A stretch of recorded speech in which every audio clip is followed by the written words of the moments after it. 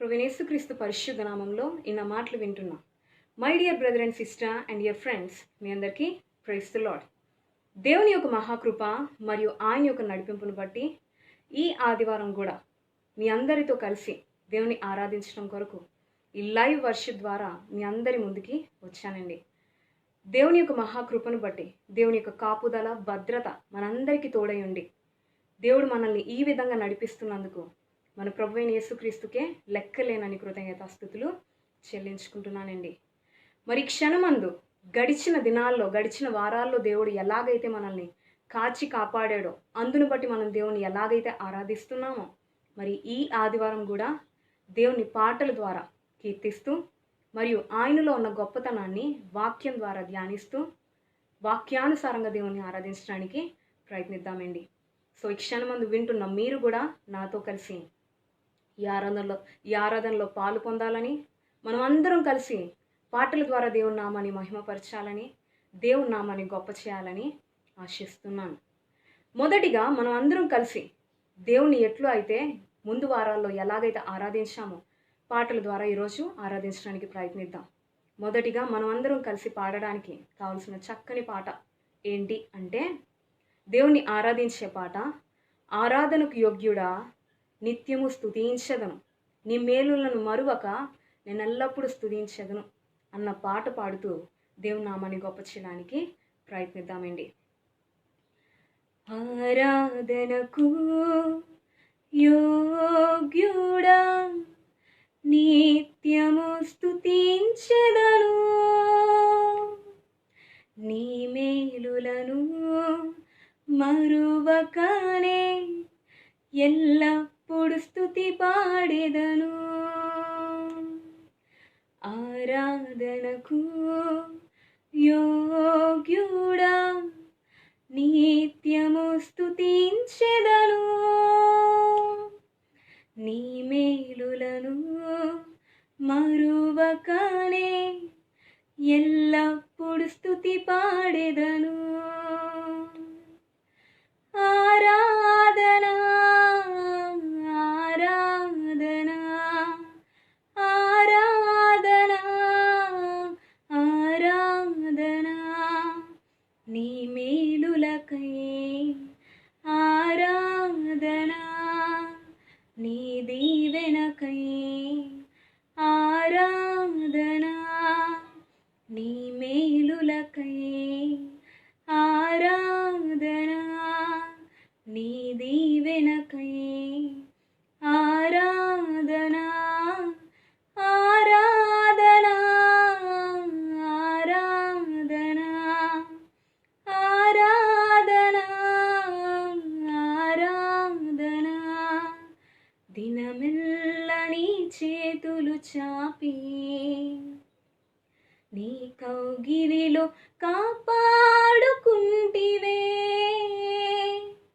దినమెల్ల నీ చేతులు చాపి నీ కౌగిలిలో కాపాడుకుంటివే,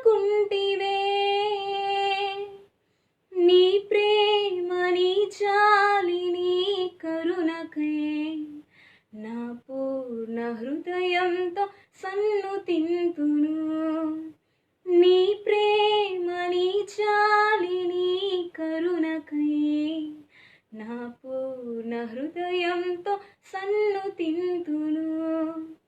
ఆరాధన ఆరాధన ఆరాధన ఆరాధన నీ ప్రేమకై ఆరాధన, నీ జాలికై ఆరాధన, నీ ప్రేమకై ఆరాధన, నీ జాలికై ఆరాధన.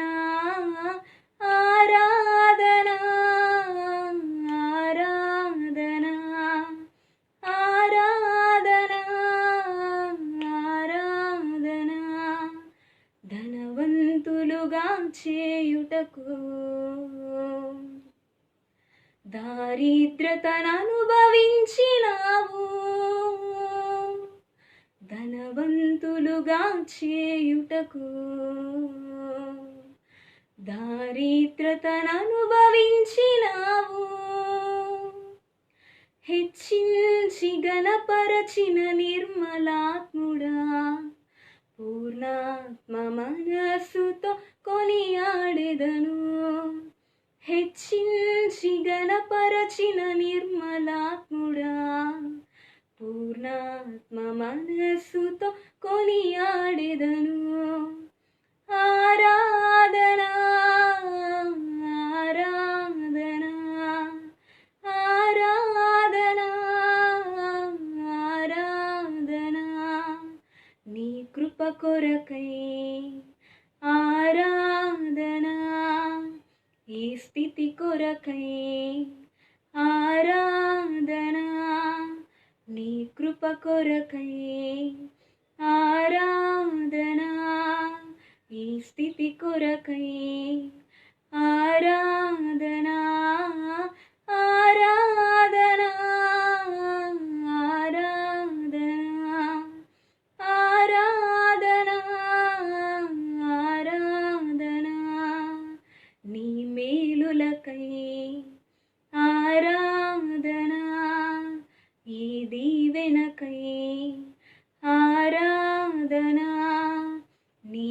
ప్రేమకై ఆరాధన, నీ జాలికై ఆరాధన, నీ కృప కొరకై ఆరాధన, ఈ స్థితి కొరకై ఆరాధన ఆరాధన ఆరాధన ఆరాధన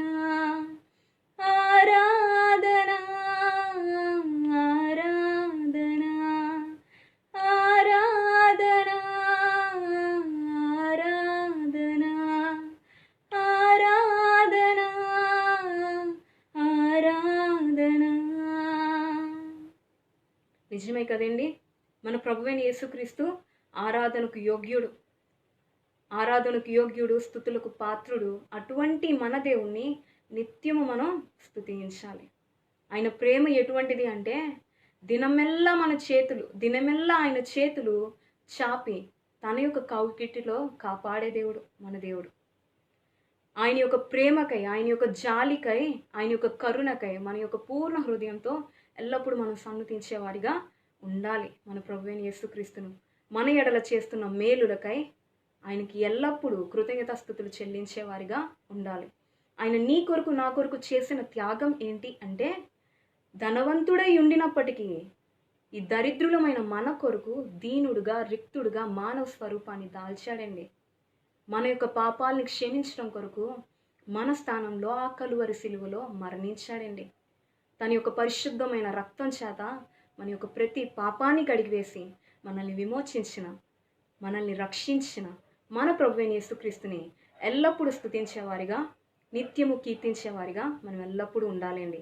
ఆయన చేసిన మేలుల్ని ఎన్నడూ మరువక నిత్యము కొనియాడే బిడ్డలుగా మనం ఉండాలి. నిజమే, మన దేవుడు ఆరాధనకు యోగ్యుడు, స్తుతులకు పాత్రుడు. అందును బట్టి మన దేవునికే లెక్కలేనని కృతజ్ఞతాస్తుతులు చెల్లించుకుంటున్నాను.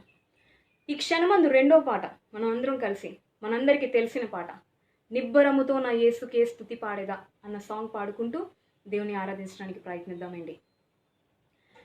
నిబ్బరముతో నా యేసుకే స్తుతి పాడేదా, వెక్కువ నిలిచిన ప్రభునే కొనియాడేదా, నిబ్బరముతో నా యేసుకే స్తుతి పాడేదా, వెక్కువ నిలిచిన ప్రభునే కొనియాడేదా.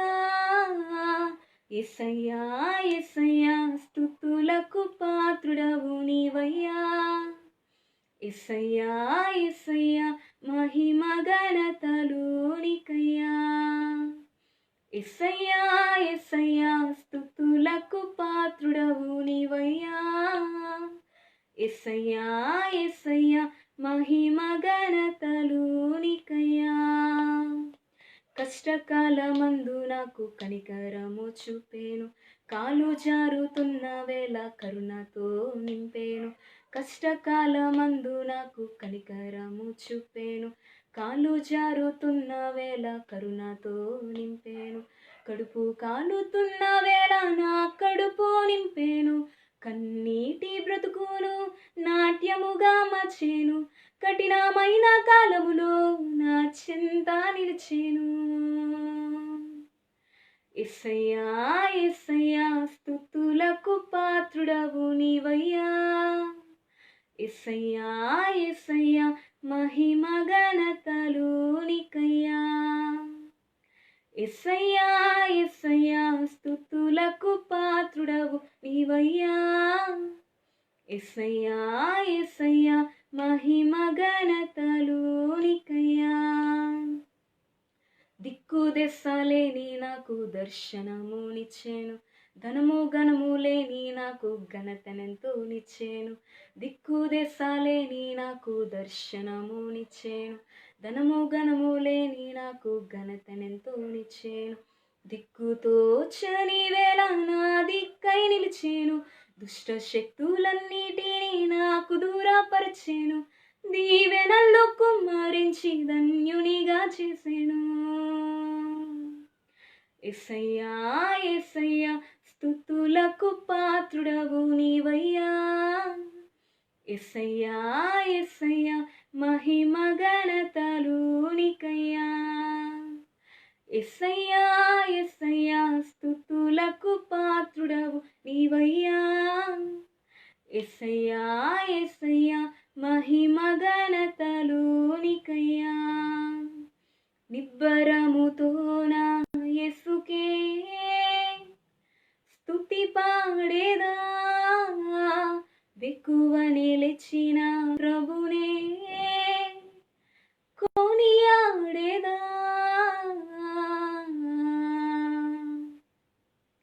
నిజమే కదండి. యేసయ్యా యేసయ్యా స్తుతులకు పాత్రుడువు నీవేనయ్యా. యేసయ్యా యేసయ్యా మహిమ ఘనతలకు అర్హుడవు నీవేనయ్యా. కష్టకాలమందు మనకి కనికరం చూపించిన దేవుడు, కాలు జారుతున్న వేళ కరుణతో మనల్ని నడిపించిన దేవుడు, కడుపు కాలుతున్న వేళ మన యొక్క కడుపుని నింపిన దేవుడు, కన్నీటి బ్రతుకును సైతం నాట్యంగా మార్చిన దేవుడు మన ప్రభువైన యేసుక్రీస్తు. అటువంటి దేవుణ్ణి మనం కలిగి ఉన్నందుకు మనం ఎంతో భాగ్యవంతులమండి. ఈ సాంగ్ నేను ఎన్నిసార్లు పాడినా నాకు ఈ సాంగ్ చాలా దేవుని ఆరాధించడానికి చాలా చక్కటి సాంగ్, చాలా very very very meaningful song కదా. దిక్కు దెస లేని నాకు దర్శనం ఇచ్చావయ్యా, ధనము ఘనము లేని నాకు ఘనతనెంతో ఇచ్చావయ్యా. నిజమే కదండి. దిక్కు దెస లేని మనకి దర్శనాన్ని ఇచ్చాడు మనకంటూ. ఘనము ఘనత ధనము లేని మనకి ఘనతనెంతో అనుగ్రహించాడు. దిక్కుతోచని వేళ మన దిక్కై నిలిచాడు, దుష్ట శక్తులన్నిటినీ మనకి దూరపరిచాడు. ఇటువంటి గొప్ప దేవుని మనం కలిగి ఉన్నందుకు, అటువంటి గొప్ప దేవుని మన యొక్క జీవితాంతం స్తుతించేవారిగా, సన్నుతించేవారిగా, ఆయన యొక్క నామాన్ని గొప్ప చేసేవారిగా మనం నిత్యము ఉండాలండి. దేవుని యొక్క మహాకృపను బట్టి ఇంతవరకు పాటల ద్వారా దేవుని ఆరాధించాం కదండి. సో ఈ క్షణమందు గడిచిన వారాల్లో ఎలాగైతే ఆయన నామాన్ని సన్నుతిస్తూ, ఆయన నామంలో ఉన్న గొప్పతనాన్ని జ్ఞాపకం చేసుకుంటూ దేవుని ఎలాగైతే వాక్యానుసారంగా ధ్యానిస్తామో, ఈ క్షణం కూడా, ఈ రోజు కూడా దేవుని వాక్యాన్ని, దేవునిలో ఉన్న గొప్పతనాన్ని వాక్యానుసారంగా తెలుసుకోవడానికి ప్రయత్నిద్దాం. సో వింటున్న మీరు కూడా నాతో కలిసి ఈ యొక్క ఆరాధనలో పాల్పొందాలని, మీ యొక్క బైబిల్స్ తెరిచి ఈ వాక్యం వినాలని, తద్వారా దేవుడు మీతో మాట్లాడే విధానాన్ని బట్టి మీరు దేవుణ్ణి ఆరాధించాలని, వాక్యానుసారంగా ఆరాధించాలని ఆశిస్తున్నానండి. సో ఈ క్షణమందు వింటున్న మీరు కూడా నాతో కలిసి వాక్యం వినాలని, వాక్యానుసారంగా దేవుని ఆరాధించాలని ఆశిస్తున్నానండి. ఈరోజు నేను మీతో డిస్కస్ చేయాలనుకుంటున్న టాపిక్ నేమ్ ఏంటి అంటే, అనీతిమంతులమైన మన కొరకు అనీతిమంతులైన మనలను నీతిమంతులుగా చేసిన దేవుడు అన్న టాపిక్ గురించి ఈరోజు నేను మీతో డిస్కస్ చేయాలనుకుంటున్నానండి. అనీతిమంతులమైన మనలను నీతిమంతులుగా చేసిన దేవుడు అన్న టాపిక్ గురించి ఈ క్షణమందు మీతో కొద్ది మాటలు పంచుకోవాలని ఆశపడుతున్నాను. మొదటిగా, అనీతిమంతులమైన మనలను నీతిమంతులుగా చెయ్యాలి అంటే మన దేవుడు ఎలా ఉండాలండి? నీతిమంతుడై ఉండాలి. ఆయన నీతిని అనుసరించేవాడై ఉండాలి. నీతిని ప్రేమించేవాడై ఉండాలి కదండి. మన దేవుడు మొదటిగా నీతిమంతుడై ఉంటేనే మనలను నీతిమంతులుగా చేయగలుగుతాడు. మరి మన దేవుడు నీతిమంతుడా అని మనం తెలుసుకోవడానికి ప్రయత్నిస్తే బైబిల్లో మనం చూసినట్లయితే కీర్తనల గ్రంథం 11వ అధ్యాయం 7వ వచనం మనం చూసినట్లయితే, యెహోవా నీతిమంతుడు, ఆయన నీతిని ప్రేమించువాడు, యథార్థవంతులు ఆయన ముఖ దర్శనము చేసెదరు అని వ్రాయబడి ఉందండి. యెహోవా నీతిమంతుడు, ఆయన నీతిని ప్రేమించువాడు అని వ్రాయబడి ఉంది. Hour God is a righteous God. మన దేవుడు నీతిమంతుడై ఉన్న దేవుడు. And he loveth righteousness. మరియు మన దేవుడు నీతిని ప్రేమించువాడు. నిజమే కదండి. మన దేవుడు నీతిమంతుడై ఉన్నవాడు. ఆయనకి ఇష్టమైనది ఏదైనా ఈ లోకంలో ఉంది అంటే దానిలో ప్రాముఖ్యమైనది నీతి కూడా. అంతేకాదు, ఆయన నీతిని ప్రేమించువాడు. He loveth righteousness. ఆయన నీతిని ప్రేమించువాడు అని భక్తుడే సెలవిస్తున్నాడండి. ఆయన నీతిని ప్రేమించువాడు, నీతిని అనుసరించువాడు, నీతిమంతుడిగా జీవించువాడు. నీతిమంతుడై ఉన్న దేవుడు మన దేవుడు. అంతేకాదు, మన దేవుడు నీతిమంతుడై ఉన్న దేవుడు. అసలు నీతి అంటే ఏంటి? What is righteousness?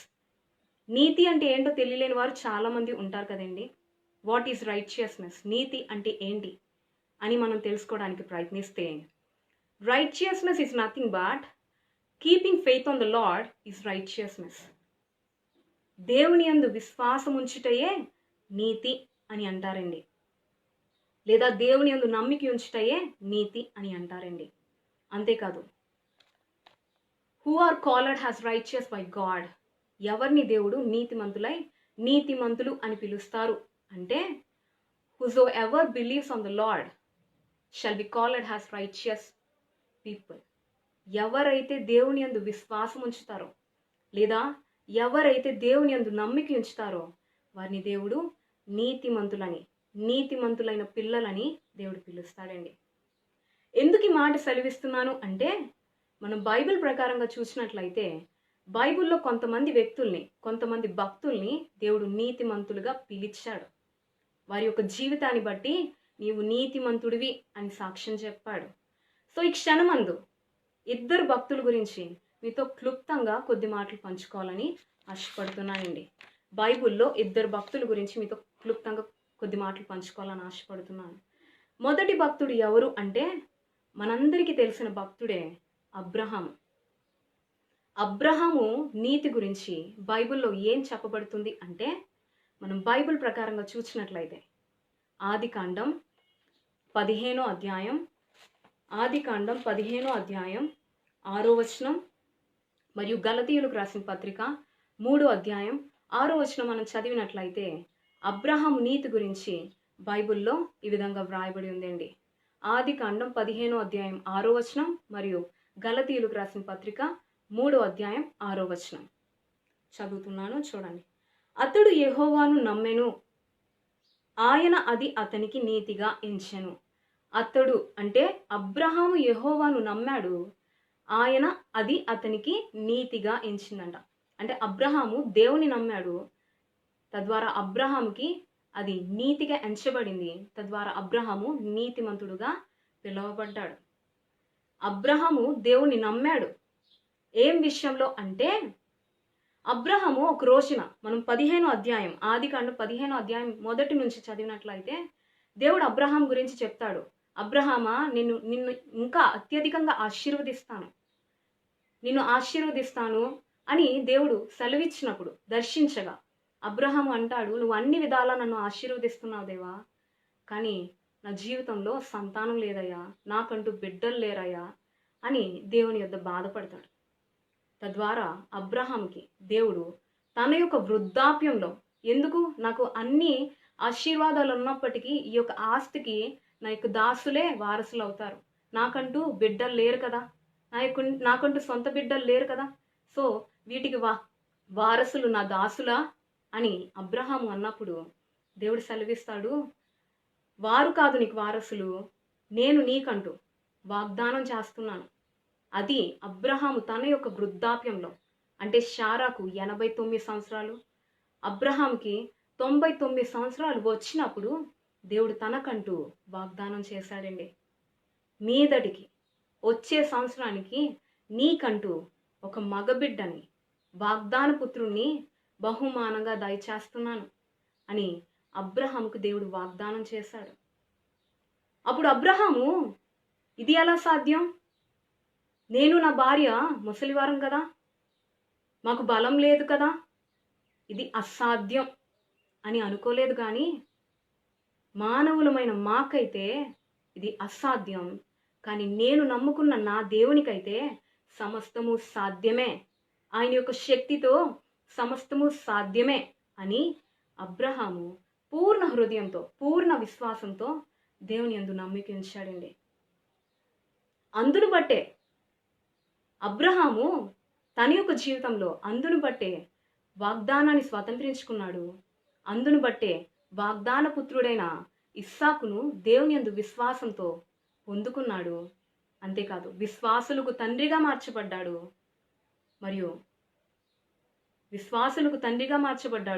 మరియు దేవుని చేత నీతిమంతుడని పిలువబడ్డాడు. అబ్రహాము దేవుని నమ్మాడు, దేవుడిచ్చిన వాగ్దానాన్ని నమ్మాడు, తద్వారా దేవుడిచ్చిన వాగ్దానాన్ని స్వతంత్రించుకున్నాడు. తద్వారా దేవుని చేతనే నీతిమంతుడు అని పిలువబడ్డాడండి. ఇది అబ్రహాం యొక్క లైఫ్ స్టోరీ. రెండో భక్తుడి గురించి మనం చూసినట్లయితే, ఇతడు అబ్రహాము కన్నా ముందుగా ఉన్నవాడే. అబ్రహాము కన్నా ముందే పుట్టినవాడు, అబ్రహాము కన్నా ముందే దేవుని చేత నీతిమంతుడని పిలువబడ్డవాడు. ఆయన ఎవరు కాదండి, మనందరికీ తెలిసిన భక్తుడే నోవాహు. నోవాహు గురించి కూడా మనం బైబిల్లో చూసినట్లయితే, బైబిల్లో ఈ విధంగా వ్రాయబడి ఉందండి. ఆదికాండం 7వ అధ్యాయం 1వ వచనం మనం చదివితే, యెహోవా ఈ తరము వారిలో నీవే నా ఎదుట నీతిమంతుడై యుండుట చూచితిని. ఈ తరము వారిలో, నోవాహు, ఈ తరము వారిలో నీవే నా ఎదుట నీతిమంతుడై యుండుట నేను చూచాను గనుక నీవును నీ ఇంటి వారును ఓడలో ప్రవేశించుడి అని దేవుడు సెలవిస్తున్నాడండి. ఈ తరము వారిలో, ఈ జనరేషన్లో, ఈ కాలంలో, ఇప్పుడున్న ప్రజల్లో నీవొక్కడివే నా దృష్టికి నీతిమంతుడివై ఉండడం నేను చూచాను గనుక నేను నిన్ను రక్షిస్తాను అని దేవుడు నోవాహు గురించి సాక్ష్యం చెప్తున్నాడు. అసలు మనం ఇక్కడ గ్రహించినట్లయితే నోవాహు స్టోరీ, ఇక్కడ ఏం జరిగింది, తద్వారా దేవుడు ఎందుకు అన్నాడు, దాని గురించి కొంచెం డీటెయిల్గా మనం పరిశీలిస్తే, ఆలోచిస్తే, అదే ఆదికాండం 6వ అధ్యాయం 5 నుంచి 9 వచనాలు మనం చదివితే అక్కడ క్లియర్గా వ్రాయబడి ఉంటుందండి. అక్కడ ఏం జరిగింది అంటే, భూమి మీద ఉన్న ప్రజలందరూ చెడుతనం కలిగి దేవునికి విరుద్ధంగా, వ్యతిరేకంగా, అయిష్టంగా, పాపులుగా జీవించారండి. తద్వారా దేవుడు ఈ యొక్క ప్రజల్ని నేను ఎందుకు చేశాను, అనవసరంగా వీరిని సృష్టించానే అని దేవుడు బాధపడి, సంతాపపడి, ఒక పెద్ద జలప్రలయం ద్వారా ఈ యొక్క ప్రజల్ని, ఈ యొక్క నరుల్ని, ఏదైతే అపవిత్రంగా ఉందో వాటన్నిటిని తుడిచివేయాలి అని దేవుడు ఉద్దేశించారు. మనం అదే ఆదికాండం 6వ అధ్యాయం 5 నుండి 9 వచనాలు చదువుతున్నాను. మీరు కూడా మీ యొక్క బైబిల్స్ తెరిచి చదవాలని ఆశిస్తున్నాను. ఆదికాండం 6వ అధ్యాయం 5 నుండి 9 వచనాలు. నరుల చెడుతనము భూమి మీద గొప్పదనియు, నరుల చెడుతనం, ప్రజల యొక్క చెడుతనం భూమి మీద గొప్పదిగా ఉందంట. వారి యొక్క పాపం భూమి మీదే గొప్పదిగా ఉందంట. వారి యొక్క హృదయం యొక్క తలంపులలోని ఊహ అంతయు ఎల్లప్పుడూ కేవలం చెడ్డదనియు, వారు ఆలోచించే ఆలోచనలు, వారు చేసే క్రియలు, వారి యొక్క తలంపులు ఎల్లప్పుడూ చెడ్డగా ఉంటున్నాయంట. చెడు ఆలోచనలే, చెడ్డ తలంపులే, దుష్ట ఆలోచనలే కలిగి జీవిస్తున్నారంట. ఇలా ఉండటం దేవుడు చూచి, యెహోవా చూచి, తాను భూమి మీద నరులను చేసినందుకు యెహోవా సంతాపం నొంది తన హృదయంలో నొచ్చుకనెను. నేను ఎందుకు ఈ ప్రజల్ని చేశాను? వీరు పరిశుద్ధులుగా జీవించాలని కదా నేను ఈ యొక్క ప్రజల్ని చేశాను. వీరు పవిత్రులుగా బ్రతకాలని కదా నేను ఈ యొక్క ప్రజలను సృజించాను. నేను ఎందుకు మరి వీరెందుకు ఇలా జీవిస్తున్నారు, పాపులుగా ఎందుకు బ్రతుకుతున్నారు, వారి యొక్క ఊహ అంతా ఎందుకు చెడ్డదిగా ఉంటుంది అని దేవుడు వారిని చూచి సంతాపపడ్డాడంట. హృదయమందు నొచ్చుకున్నాడంట, బాధపడ్డాడంట. బాధపడి ఏం చేశాడు అంటే 7వ వచనం, అప్పుడు యెహోవా నేను సృజించిన నరులతో కూడా జంతువులను, పురుగులను, ఆకాశ పక్షులను భూమి మీద నుండకుండా తుడిచివేదును. నేను చేసిన, నా చేతులతో నేను చేసిన ఈ నరుల్నే, ఈ జంతువుల్నే, ఈ పక్షుల్నే, ఈ జీవరాశుల్నే నేను ఉండకుండా, ఈ భూమి మీద ఉండకుండా నేను తుడిచి వేస్తాను అని ఒక డెసిషన్, ఒక నిర్ణయానికి వచ్చాడండి. తద్వారా ఏమని ఆలోచించాడంటే ఒక పెద్ద జలప్రలయాన్ని రప్పించి నేను ఈ లోకంలో ఎవరైతే అపవిత్రులుగా ఉంటారో, ఎవరైతే పాపం చేస్తారో వాటన్నిటినీ, వారినందరినీ నేను జల ప్రళయం ద్వారా నశింపజేస్తాను అని దేవుడు ఒక నిర్ణయించుకున్నాడు. ఒక నిర్మాణం లేకపోతే తీర్మానానికి వచ్చాడు. వచ్చి ఏం చేశాడంటే, ఏలైనగా నేను వారిని సృష్టించినందుకు సంతాపం నొంది ఉన్నాను. ఎందుకంటే నేను వీరిని సృష్టించాను, తద్వారా నేను సంతాపం పడుతున్నాను. కాబట్టి నేను వీరినందరినీ జల ప్రళయం ద్వారా నేను నిర్మూలపరుస్తాను, తుడిచివేస్తాను అని డెసిషన్ తీసుకున్నాడు. అయితే 8వ వచనం మనం చదివితే, భూమి మీద ప్రజలందరూ దేవుని దృష్టికి అయిష్టులుగా, అనీతిమంతులుగా కనబడ్డారు. అయితే ఒక్కరు మాత్రం దేవుని యొక్క కృప పొందిన వారిగా ఉన్నారండి. 8వ వచనం మనం చదివితే, అయితే నోవాహు యెహోవా దృష్టి యందు కృప పొందినవాడాయను. నోవాహు మాత్రము దేవుని దృష్టి యందు కృప పొందినవాడు అయ్యాడంట. ఎందుకు అంటే 9వ వచనం మనం చదివితే, నోవాహు నీతిపరుడును తన తరములలో నిందారహితుడునై యుండెను. నోవాహు దేవునితో కూడా నడిచెను అని వ్రాయబడి ఉందండి. నోవాహు దేవుని దృష్టికి కృప పొందినవాడుగా ఉన్నాడు. ఎందుకు అంటే నోవాహు నీతిపరుడుగా ఉన్నాడు, నిందారహితుడిగా జీవించాడు, తన తరము వారిలో నిందారహితుడిగా బ్రతికాడు, మరియు దేవునితో నిత్యము నడిచినవాడుగా ఉన్నాడండి. అందుకే దేవుడు నోవాహు గురించి చెప్తున్నాడు, నోవాహు ఈ తరము వారిలో నీవే నా ఎదుట నీతిమంతుడై ఉండుట నేను చూచాను. కాబట్టి నేను నిన్ను రక్షిస్తాను, నీ కుటుంబాన్ని రక్షిస్తాను. నువ్వు చేయవలసినది 2 కార్యాలే. ఒకటి, ఈ యొక్క జల ప్రళయం వస్తుంది, దేవుని యొక్క ఉగ్రత వస్తుంది.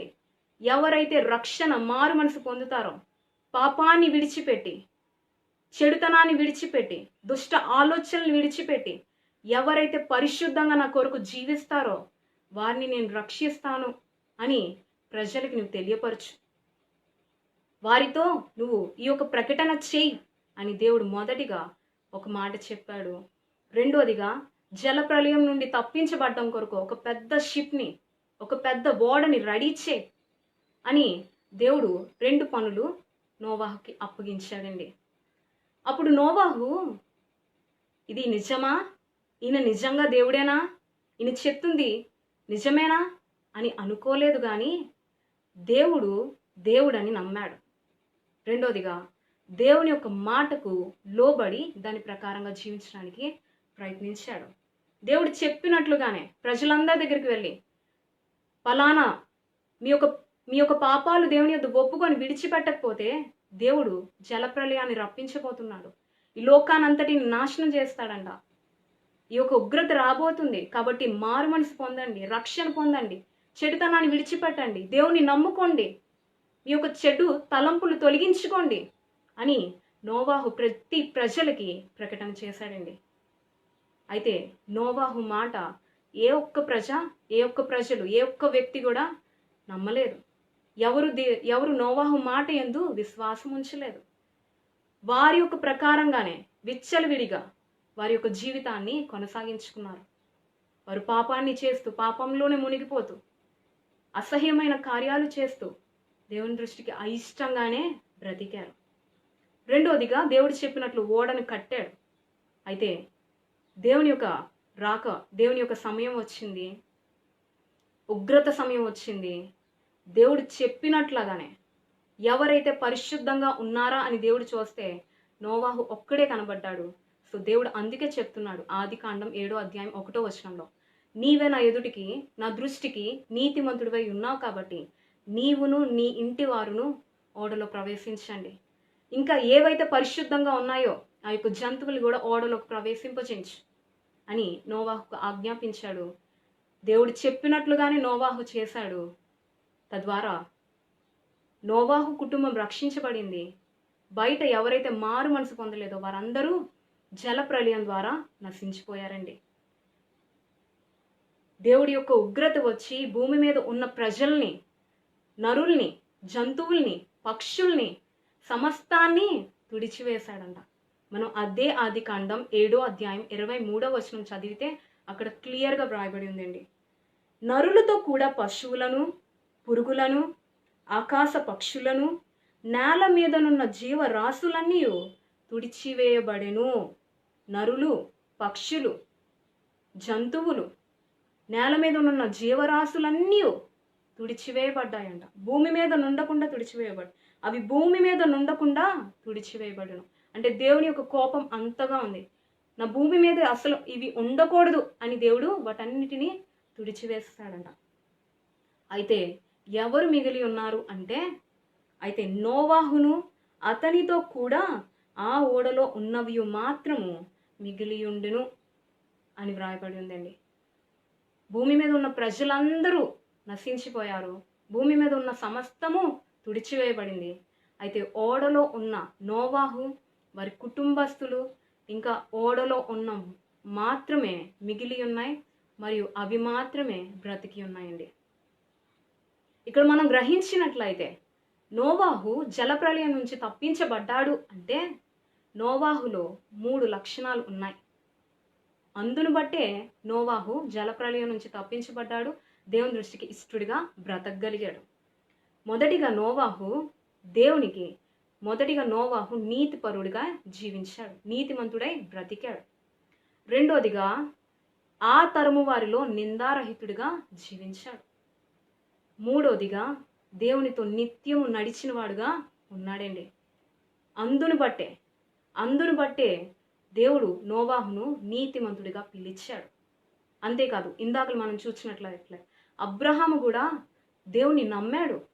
తన యొక్క వృద్ధాప్యంలో కూడా దేవుని యందు విశ్వాసం ఉంచాడు. అందును బట్టే, తన యొక్క నమ్మకాన్ని బట్టి, దేవుడు ఇచ్చిన వాగ్దానాన్ని పూర్ణ హృదయంతో నమ్మాడు.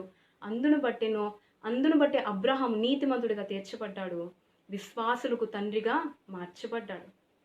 సో ఈ క్షణమందు ఈయన మాటలు వింటున్న ప్రియమైన సహోదరి, సహోదరుడా, మరి మన యొక్క జీవితాన్ని మనం ఒక్కసారి చూసినట్లయితే మనం నీతిమంతులమా, మనం పవిత్రులమా, మనం పరిశుద్ధులమా అంటే ఎంత మాత్రము కాదండి.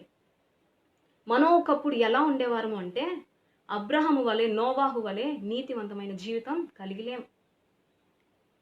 అబ్రహాము నోవాహు వలె పరిశుద్ధులుగా బ్రతకలేదు. మనం ఒకప్పుడు ఎలా ఉండేవారం అంటే అనీతిమంతులుగా, అపవిత్రులుగా, పాపులుగా జీవించేవారం. అబ్రహాము వలె దేవుడిచ్చిన వాగ్దానాల్ని నమ్మలేని వారిగా ఉన్నాం. నోవాహు వలె నీతిపరులుగా జీవించను లేదు, నిందారహితులుగా బ్రతుకును లేదు, మరియు దేవునితో నిత్యము నడవను లేదు కదండి. అయినప్పటికీ ఈరోజు నేను కానీ మీరు కానీ నీతిమంతులం అని పిలువబడుతున్నాము అంటే దాని వెనకాల ఒక గొప్ప త్యాగం ఉందండి. దాని వెనకాల ఒక గొప్ప ప్రాణత్యాగం ఉందండి. అందును బట్టే మనం ఈరోజు నీతిమంతులుగా తీర్చబడి ఉన్నాం. అది ఏంటి అంటే మొదటి పేతురు 3వ అధ్యాయం 18వ వచనం మనం చదివితే, ఏలయనగా మనలను దేవుని యొద్దకు తెచ్చుటకును అనీతిమంతుల కొరకు నీతిమంతుడైన క్రీస్తు శరీర విషయంలో చంపబడియు అని వ్రాయబడి ఉందండి. మనం ఈరోజు నీతిమంతులుగా తీర్చబడుతున్నాము అంటే, దేవుని యొద్దకు వచ్చాము అంటే దానికి కారణం ఏంటి అంటే అనీతిమంతులమైన మన కొరకు నీతిమంతుడైన క్రీస్తు శరీర విషయంలో చంపబడ్డాడు. ఆయన శరీర విషయంలో నలగబడ్డాడు. ఆయన గాయాలు పొందాడు, అవమానాలు పొందాడు. ఆ శిక్షకు ఎంత మాత్రమో పాత్రుడు కాడు. ఆయన పరిశుద్ధుడు, పవిత్రుడు. అయినప్పటికీ నా స్థానంలో ఆ కలువరి సిలువలో మరణించాడు. అనీతిమంతులమైన మన కొరకు నీతిమంతుడైన క్రీస్తు శరీర విషయంలో చంపబడ్డాడు. అందును బట్టే మనం నీతిమంతులుగా తీర్చబడ్డాం. దాని గురించి క్లారిటీగా మనం చూసినట్లయితే రోమియోలకు రాసిన పత్రిక 5వ అధ్యాయం 6 నుంచి మనం చదివితే, రోమియోలకు రాసిన పత్రిక 5వ అధ్యాయం 6 నుంచి, ఏలయనగా మనం ఇంకా బలహీనులమై ఉండగా క్రీస్తు యుక్త కాలమున భక్తిహీనుల కొరకు చనిపోయెను అని వ్రాయబడి ఉందండి. మనం ఇంకా బలహీనులమై ఉండగా క్రీస్తు తన యొక్క యవ్వన కాలంలో, తన యొక్క యుక్త కాలంలో భక్తిహీనులమైన మన కొరకు, అనీతిమంతులమైన మన కొరకు, అపవిత్రులమైన మన కొరకు క్రీస్తు మరణించాడు, చనిపోయాడు. నీతిమంతుని కొరకు సహితము ఒకడు చనిపోవట అరుదు. నిజమే కదండి? నీతిమంతుల కొరకు ఒకరు చనిపోవడం అంటున్నదే అరుదు, అది ఎంతో కష్టం. అలాంటిదే మంచివాని కొరకు ఎవడైనా ఒకవేళ చనిపోవా తెగింపవచ్చును. మంచివాని కొరకు ఎవరైనా చనిపోవడానికి తెగింపవచ్చును. అయితే అనీతిమంతులమైన మన కొరకు ఆ ప్రభువైన యేసుక్రీస్తు ఏం చేశారు అంటే, అయితే దేవుడు మన ఎడల తన ప్రేమను వెల్లడిపరుచున్నాడు. ఎట్లనగా మనమింకను పాపులమై ఉండగానే క్రీస్తు మన కొరకు చనిపోయెను. మనం ఇంకను పాపులమై ఉండగానే క్రీస్తు మన కొరకు చనిపోయెను.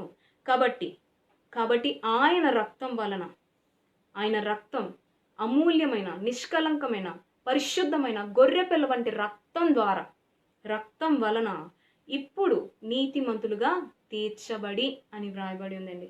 ఈరోజు మీరు కానీ నేను కానీ నీతిమంతులుగా పిలవబడుతున్నాము, నీతిమంతులుగా చేయబడ్డాము అంటే ఆయన యొక్క పరిశుద్ధమైన రక్తం ద్వారా మన యొక్క ప్రతి పాపాల్ని కడిగివేశాడు గనుకే. ఆయన మనల్ని నీతిమంతులుగా తీర్చిదిద్దాడు. ప్రతి పాపం నుంచి మనల్ని విడిపించాడు. మన కొరకు మన స్థానంలో ఆ కలువరి సిలువలో మరణించాడు. తన యొక్క పరిశుద్ధమైన రక్తం చేత మన యొక్క ప్రతి పాపాన్ని కడిగివేసి మనల్ని శుద్ధి చేశాడు. మనకి రక్షణ ఇచ్చాడు. ఉగ్రత నుండి మనల్ని తప్పించాడు. పాతాళం అనే ఉగ్రత నుండి మనల్ని తప్పించాడు. సో అటువంటి దేవుణ్ణి, అనీతిమంతులమైన మనలను నీతిమంతులుగా చేసిన ఆ దేవుణ్ణి ఎట్లు స్తుతించకుండా ఉండగలుగుతామండి? మనం ఒకప్పుడు అనీతిమంతులుగా జీవించేవారం. ఇప్పుడైతే దేవుని యొక్క కృపను బట్టి దేవుడు మనల్ని నీతిమంతులుగా చేశాడు. ఒకప్పుడు మనం అపవిత్రులుగా బ్రతికేవారం. ఇప్పుడైతే దేవుడు మనల్ని పవిత్రులుగా మార్చాడు. ఒకప్పుడు పాపులుగా జీవించేవారం. ఇప్పుడైతే దేవుడు మనల్ని పరిశుద్ధులుగా చేశాడు. అంతేకాదు, ఒకప్పుడు దేవుని సన్నిధికి దూరస్తులుగా బ్రతికేవారం. ఇప్పుడైతే దేవుని యొక్క కృపను బట్టి దేవుని హృదయానికి మరియు దేవుని సన్నిధికి సమీపస్తులుగా చేశాడు. అంతేకాదు, మన యొక్క జీవితంలో రక్షించిన నాటి నుంచి నేటి వరకు మన యొక్క జీవితంలో శారీరకంగా మరియు ఆధ్యాత్మికంగా లెక్కలేనన్ని మహోపకార్యాలు జరిగిస్తూ వస్తున్నాడు. సో అటువంటి దేవుణ్ణి, అవినీతి తీసివేసి నీతిని అనుగ్రహించిన దేవుణ్ణి, అనీతిమంతులమైన మనలను నీతిమంతులుగా, పరిశుద్ధులుగా, నిష్కలంకులుగా, నిందారహితులుగా జీవింపజేస్తున్న దేవుణ్ణి ఎట్లు ఆరాధించకుండా, ఎట్లు స్తుతించకుండా ఉండగలుగుతామండి?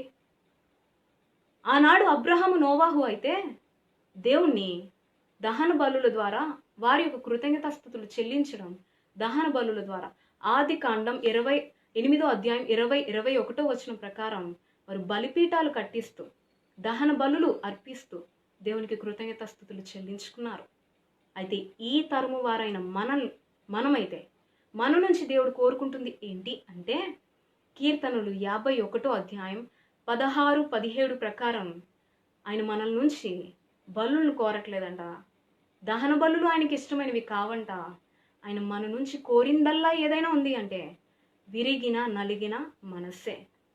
విరిగిన నలిగిన మనస్సుతో హృదయపూర్వకంగా దేవుని ఆరాధించాలనే దేవుడు కోరుతున్నాడండి. సో ఈ క్షణమందు నా మాటలు వింటున్న మీరు కూడా మన జీవితంలో దేవుడు చేసిన మేలులకై, అనీతిమంతులమైన మనలను నీతిమంతులుగా చేసిన దేవుడికి విరిగిన నలిగిన హృదయంతో, పశ్చాత్తాపంతో దేవుని మనసారా ఆరాధించడానికి ప్రయత్నిద్దామండి. దేవుని సన్నుతిద్దాం, దేవుని ఆరాధిద్దాం, దేవుని యొక్క నామాన్ని గొప్ప చేద్దాం. రండి, ఈ క్షణమందు వింటున్న మనం అందరం కలిసి మన ప్రభువైన యేసుక్రీస్తుని ఆరాధించడానికి ప్రయత్నిద్దాం. సో ఈ క్షణమందు చెప్పబడిన వాక్యానుసారంగా దేవుని ఆరాధించడానికి ప్రయత్నిద్దాం. సో ఈ క్షణమందు వింటున్న మీరు కూడా ఎక్కడైతే నిలుచున్నారో అక్కడ విశ్వాసంతో మోకరించి నా యొక్క ఆరాధనలో పాలు పొందాలని, దేవుడు మన యొక్క ఆరాధన అంగీకరించి దేవుడు సంతోషించాలని ఆశిస్తున్నాను. సో ఈ క్షణమందు మీరు కూడా ఎక్కడైతే నిలుచున్నారో అక్కడ మోకరించి ఈ యొక్క ఆరాధనలో పాలు పొందండి. ఆరాధన. పరిశుద్ధుడా, మహోన్నతుడా, మహాగణుడా, నీ ఘనమైన శ్రేష్టమైన పూజింపదగిన నామానికి నా లెక్కలేనని కృతజ్ఞత స్తుతులు వందనాలు తెలియజేసుకుంటున్నానయ్యా. నీ యొక్క మహాకృపచేత తండ్రి గడిచిన దినాలనియో గడిచిన నెలలనియో కాచి కాపాడి సజీవమైన నీ యొక్క రెక్కల చాటున సజీవంగా, ఆరోగ్యకరంగా, సురక్షితంగా, క్షేమంగా మమ్మల్ని అందరినీ భద్రపరిచిన విధానానికి నీకు స్తోత్రాలయ్యా. దేవా తండ్రి, ఇంతవరకు ఈ రోజు కూడా నీ యొక్క కృపచేత ఈ లైవ్ వర్షిప్ ద్వారా నీ బిడ్డలతో కలిసి నిన్ను ఆరాధించే ధన్యత నువ్వు నాకు ఇచ్చినందుకు వందనాలయ్యా. ప్రభా తండ్రి, పాటల ద్వారా నేను కీర్తించే ధన్యత ఇచ్చావు. మరియు నీలో ఉన్న గొప్పతనాన్ని వాక్యానుసారంగా గ్రహించే భాగ్యాన్ని కూడా మాకు ఇచ్చినందుకు వందనాలయ్యా. నిజమే ప్రభా, అనీతిమంతులమైన మమ్మును నీతిమంతులుగా నువ్వు చేసావయ్యా. అందును బట్టి నీకు స్తోత్రాలయ్యా. ప్రభా తండ్రి యేసయ్యా, నిన్ను విశ్వాసం ఉంచి నీ అందు విశ్వాసం ఉంచే బిడ్డలుగా మమ్మల్ని ఉంచావయ్యా. అబ్రహాము, నోవాహు ఎలాగైతే నీ అందు విశ్వాసం ఉంచారో నీతిపరులుగా, నిందారహితులుగా, నీతో నిత్యము నడిచిన వారిగా ఉన్నారో దేవా, వారి వల్ల మేము లేనప్పటికీ, మేము పాపులుగా, నీ దృష్టికి అయిష్టులుగా, విరుద్ధంగా జీవించినప్పటికీ దేవా, నీ యొక్క కృప చేతనే నీవు మమ్మల్ని రక్షించుకున్నావు. నీ కృప చేతనే మమ్మల్ని నీతిమంతులుగా చేసావు. ప్రభా, నీ యొక్క విలువైన రక్తం ద్వారా, నీ యొక్క ప్రాణ త్యాగం ద్వారా మమ్మల్ని నీతిమంతులుగా చేసిన దేవా నీకు స్తోత్రాలయ్యా. నిజమే, నా కొరకు, మా కొరకు తండ్రి, మమ్మల్ని నీతిమంతులుగా చేయడం కొరకు దేవా తండ్రి, మా స్థానంలో గత 2000 సంవత్సరాల క్రిందట ఆ కలువరి సిలువలో నీవు మరణించావయ్యా. ఆ యొక్క శిక్షను నీవు భరించావయ్యా. గాయాలు పొందావయ్యా, దెబ్బలు నొందావయ్యా. దేవా, నీ యొక్క రక్తం ద్వారా మాకు పాప విమోచన దయచేసావయ్యా. అనీతిమంతులమైన మమ్మును నీ యొక్క రక్తం ద్వారా, నీ యొక్క ప్రాణ త్యాగం ద్వారా దేవా తండ్రి మమ్మల్ని నీతిమంతులుగా చేసినందుకు వందనాలు తండ్రి. ఒకప్పుడు అనీతిమంతులుగా జీవించేవారమయ్యా, ఇప్పుడైతే నీ యొక్క కృప ద్వారా మమ్మల్ని నీతిమంతులుగా చేసినందుకు నీకు వందనాలయ్యా. ఒకప్పుడు అపవిత్రులుగా, పాపులుగా బ్రతికేవారమయ్యా, ఇప్పుడైతే నీ యొక్క కృప ద్వారా మమ్మల్ని పవిత్రులుగా, పరిశుద్ధులుగా చేసినందుకు నీకు వందనాలయ్యా. నిన్ను సేవించే కృపను, నీతో నడిచే కృపను, నీతిమంతులుగా బ్రతికే కృపను మాకందరికీ దయచేస్తున్నందుకు స్తోత్రాలయ్యా. శారీరకంగా మరియు ఆధ్యాత్మికంగా లెక్కకు మించిన మేలు కార్యాలు మేడలో జరిగిస్తున్నందుకు కూడా నీకు వందనాలు తండ్రి. మా జీవితంలో ఎన్నో మేలు చేస్తున్న దేవా, నీవు ఇచ్చిన విలువైన రక్షణగా నీకు స్తోత్రాలయ్యా. మా జీవితంలో నువ్వు కాపాడుతున్న కాపుదలకే నీకు వందనాలయ్యా.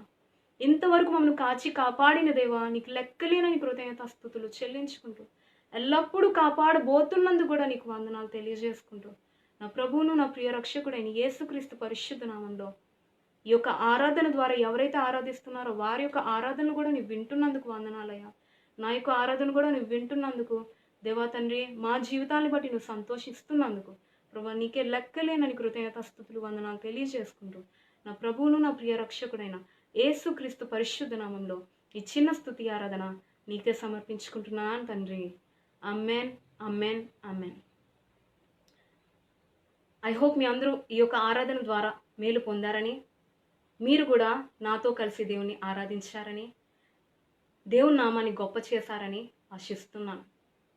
ఇంతవరకు మొదటి నుంచి ఆఖరి వరకు ఈ లైవ్ ద్వారా మొదటి నుంచి ఆఖరి వరకు ఓపికతో నా యొక్క మాటలు వింటూ, దేవుడు చెప్పిన మాటలు వింటూ దేవుని ఆరాధించినందుకు, దేవునితో సహవాసం చేసినందుకు మీ అందరికి కూడా నా హృదయపూర్వకంగా వందనాలు తెలియజేసుకుంటున్నానండి. ఇంత గొప్ప అవకాశాన్ని, మీ అందరితో కలిసి దేవుని ఆరాధించే భాగ్యాన్ని మన ప్రభువైన యేసుక్రీస్తు పనికిరాని పాత్రనైన నాకు అనుగ్రహించినందుకు, ఈ విధంగా నన్ను నడిపించినందుకు కూడా నా ప్రభువైన యేసుక్రీస్తుకే లెక్కలేనని కృతజ్ఞతాస్తుతులు చెల్లించుకుంటున్నానండి. దేవుని యొక్క చిత్తం అయితే మరలా నెక్స్ట్ వీక్ దేవుని ఆరాధించడానికి ప్రయత్నిద్దాం. అంతవరకు దేవుని యొక్క కృప, ఆయన యొక్క కాపుదల, ఆయన యొక్క భద్రత, ఆయన యొక్క తోడు ఎల్లప్పుడూ మీకును మరియు నాకును తోడై ఉండునుగాక. Amen. And praise the Lord to all of you.